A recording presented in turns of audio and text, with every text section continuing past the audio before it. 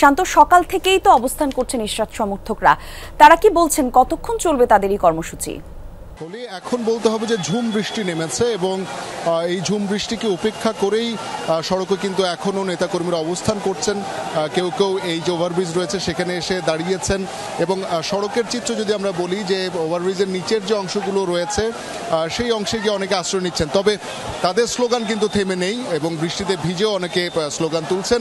একই সাথে তারা বেশ কয়েকটি দাবির কথা বলেছেন। প্রাথমিক দাবি তো অবশ্যই যেটি ইশরাক হোসেনকে মেয়র হিসেবে শপথ পাঠ করানো এবং সেটি যত দ্রুত সম্ভব সেটি করতে হবে। একই সাথে আদালতের যে রিটের আপিল করা হয়েছে সেটার বিরুদ্ধেও তারা কিন্তু বলছেন যে এটি স্বেচ্ছাচারিতা করা হচ্ছে এবং আদালতের যে প্রাথমিক রায় যেটি ইশরাক হোসেনের পক্ষে এসেছে সেটিতে আসলে সরকার বিব্রত হচ্ছে অথবা সরকারের বিরুদ্ধে যাচ্ছে, এমন একটি আচরণের কারণে সরকার কিন্তু এ ধরনের দ্বিচারিতামূলক আচরণ করছেন। একই সাথে আন্দোলনকারীরা কিন্তু দাবি তুলেছেন উপদেষ্টা সজীব মোহাম্মদ ভূঁইয়াকে যেন অপসারণ করা হয়, তার পদত্যাগ দাবি করেছেন এবং দ্রুততম সময়ে তাদের যে কাঙ্ক্ষিত নেতা রয়েছেন ইশরাক হোসেন তাকে যাতে মেয়র হিসেবে তারা দেখতে পারেন, এই দাবিতে তারা কিন্তু এখনো আন্দোলনে অবস্থান করছেন।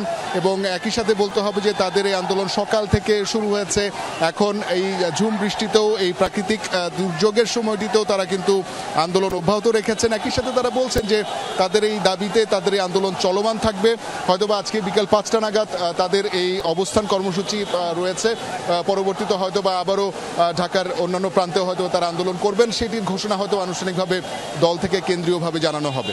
জি, ধন্যবাদ আপনাকে শান্ত।